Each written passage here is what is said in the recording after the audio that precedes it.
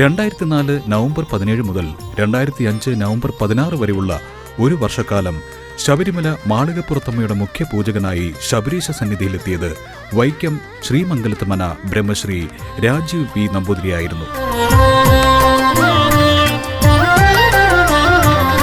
മാളികപ്പുറത്തമ്മയുടെ സവിധത്തിങ്കൽ ദേവി ഉപാസകനാകാൻ ലഭിച്ച അവസരത്തെ മുജ്ജന്മ സുഹൃതമായി കാണുന്നു ഈ പുരോഹിതൻ.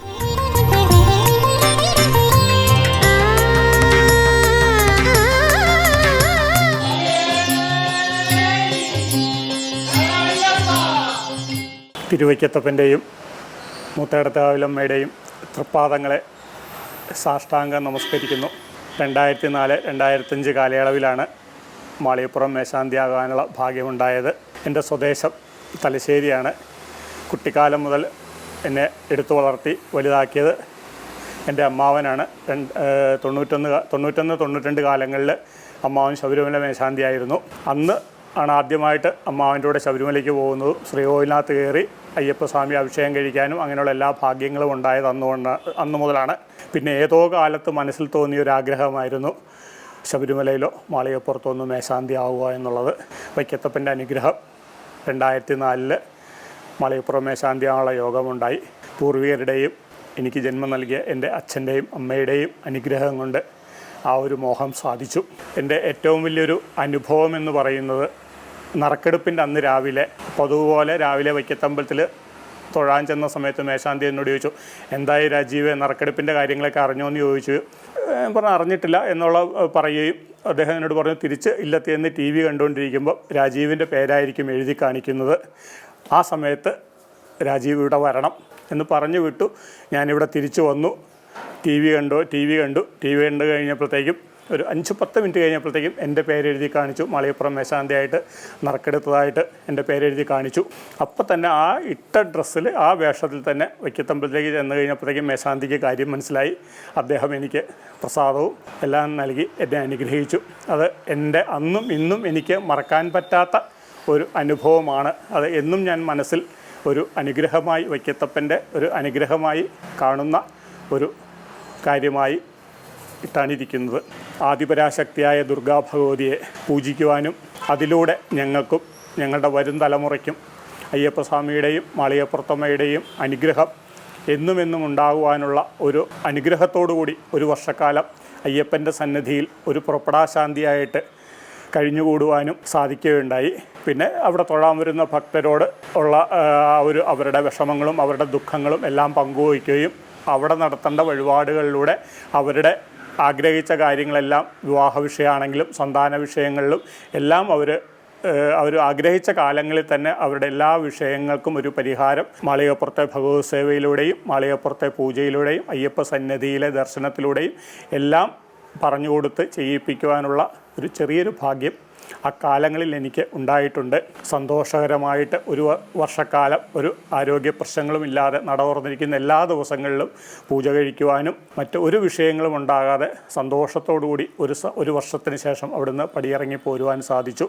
അന്നത്തെ സന്നിധാനം മേശാന്തി വൈക്കത്തുനിന്നുള്ള ഒരു മുരളീധരൻ നമ്പൂതിരിയായിരുന്നു. എൻ്റെ അടുത്ത ഒരു ബന്ധുവും കൂടിയായിരുന്നു. ഞാനന്ന് പൂജ കഴിച്ചുകൊണ്ടിരുന്ന ക്ഷേത്രം ഇവിടെ വൈക്കത്തടുത്ത് തന്നെയുള്ള ഒരു കുപ്പിയെടുക്കാവെന്ന് പറഞ്ഞ ഒരു ഭദ്രകാളി ക്ഷേത്രത്തിലായിരുന്നു പൂജ കഴിച്ചുകൊണ്ടിരുന്നത്. 10 വർഷത്തോളം അവിടെ തന്നെയാണ് ഞാൻ പൂജ കഴിച്ചത്. അവിടെ ഇരിക്കുന്ന സമയത്താണ് ഞാൻ മാളികപ്പുറം മേശാന്തിയായിട്ട് പോകുവാനുള്ള ഭാഗ്യമുണ്ടായത്. ആ അമ്മയുടെ അനുഗ്രഹം എന്നും ഉണ്ട് എന്ന് ഞാൻ വിശ്വസിക്കുന്നു. മാളികപ്പുറത്ത് മേശാന്തിയായിരുന്ന കാലത്ത് എല്ലാ വർഷവും സന്നിധാനം മേശാന്തി നടത്തി വരുന്ന ഉത്രാട സദ്യയുടെ അന്ന് വൈകുന്നേരം ഉച്ചഭക്ഷണമൊക്കെ കഴിഞ്ഞ് ഞങ്ങൾ വിശ്രമിക്കുന്ന സമയത്ത് ഏകദേശം ഒരു 4 മണിയോടടുപ്പിച്ച് ഒരു വൃദ്ധ ബ്രാഹ്മണ ദമ്പതികൾ മുറിയിൽ വന്നു. അവർ ഉച്ചഭക്ഷണം കഴിക്കാൻ പറ്റിയില്ല, എന്തെങ്കിലും ഇരിപ്പുണ്ടോ എന്ന് അവർ ചോദിക്കുകയുണ്ടായി. അപ്പോൾ കുറച്ച് ചോറും കുറച്ച് പായസവും കുറച്ച് വിഭവങ്ങളൊക്കെ ഉണ്ടായിരുന്നു. അത് ഞാൻ അവർക്ക് കൊടുത്തു. അവർക്ക് ഒരു ദക്ഷിണ കൊടുത്തു. അവരെ ഒന്ന് നമസ്കരിച്ചു. എന്ന് പറഞ്ഞാൽ വളരെയധികം പ്രായമുള്ളവരായിരുന്നവർ. അവരെ ഒന്ന് നമസ്കരിക്കാൻ പറ്റി. അത് വൈക്കത്തപ്പനും പാർവതീദേവിയാണെന്ന് ഞാൻ ഇന്നും വിശ്വസിക്കുന്നു.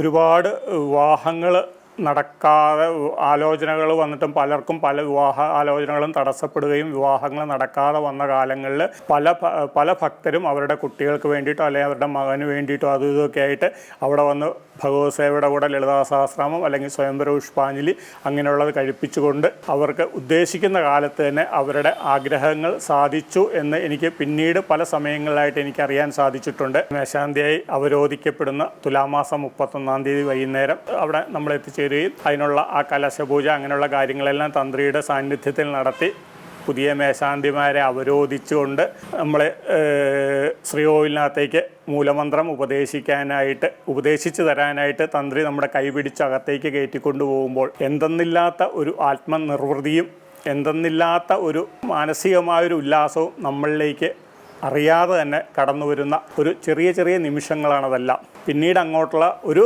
ഇതും നമുക്ക് ഒരു ദുഃഖമായിട്ടോ അല്ലെങ്കിൽ കുടുംബ വിഷയങ്ങളൊന്നിലും നമുക്ക് ഒരു ശ്രദ്ധിക്കേണ്ട ഒരു സാഹചര്യവും നമുക്ക് ഒരിക്കലും ഉണ്ടാകുന്നില്ല. എല്ലാം ഭഗവാൻ നോക്കിക്കോളും. എല്ലാ കാര്യങ്ങളും ഭഗവാൻ നമ്മളെ ശ്രദ്ധിക്കുന്നു എന്ന് നമുക്ക് പല കാര്യങ്ങളിലൂടെയും നമുക്ക് അനുഭവത്തിലൂടെ എനിക്കുണ്ടായൊരു വർഷമാണത്. മാളികപ്പുറത്തെ ഏറ്റവും പ്രധാനപ്പെട്ട വഴിപാട് അവിടുത്തെ ഭഗവത്സേവനെയാണ്.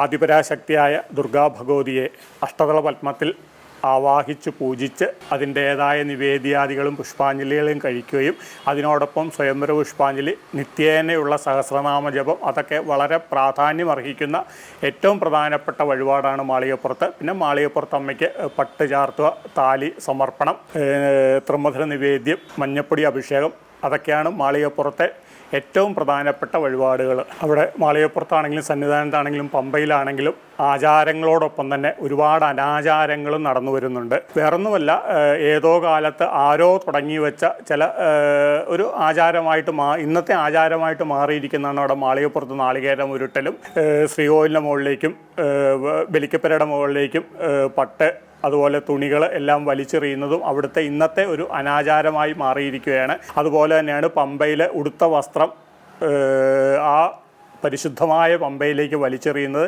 ഏറ്റവും വലിയ ഒരു അനാചാരമാണ്. അത് എല്ലാ ഭക്തരും ശ്രദ്ധിക്കുക, ആചാരങ്ങളെ നിലനിർത്തുക, ഭക്തിയോടുകൂടി ദർശനം നടത്തുക.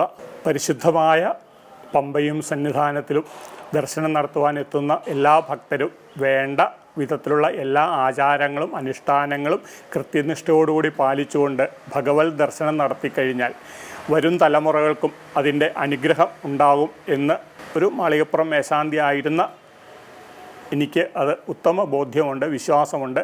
അതുപോലെ 41 ദിവസത്തെ മണ്ഡലവ്രതം അല്ലെങ്കിൽ മണ്ഡല ആചാരങ്ങളും എല്ലാ ആചാരങ്ങളും പാലിച്ചുകൊണ്ട് ഭഗവത് ദർശനം നടത്തുവാൻ എല്ലാ ഭക്തരും ശ്രദ്ധിക്കുക. എല്ലാവർക്കും ഒരു ഭഗവത് ദർശനത്തിലൂടെ ഒരു പൂർണ്ണ അനുഗ്രഹം എന്നും ഉണ്ടാകട്ടെ എന്ന് പ്രാർത്ഥിച്ചുകൊണ്ട് എല്ലാ ഭക്തർക്കും അയ്യപ്പസ്വാമിയുടെയും മാളികപ്പുറത്തമ്മയുടെയും അവിടുത്തെ ഉപദേവന്മാരായ മഹാഗണപതി, നവഗ്രഹമൂർത്തികൾ, നാഗദൈവങ്ങൾ എല്ലാവരുടെയും അനുഗ്രഹം എന്നും എപ്പോഴും എല്ലാവർക്കും ഉണ്ടാകട്ടെ എന്ന് പ്രാർത്ഥിച്ചുകൊണ്ട് സ്വാമി ശരണം.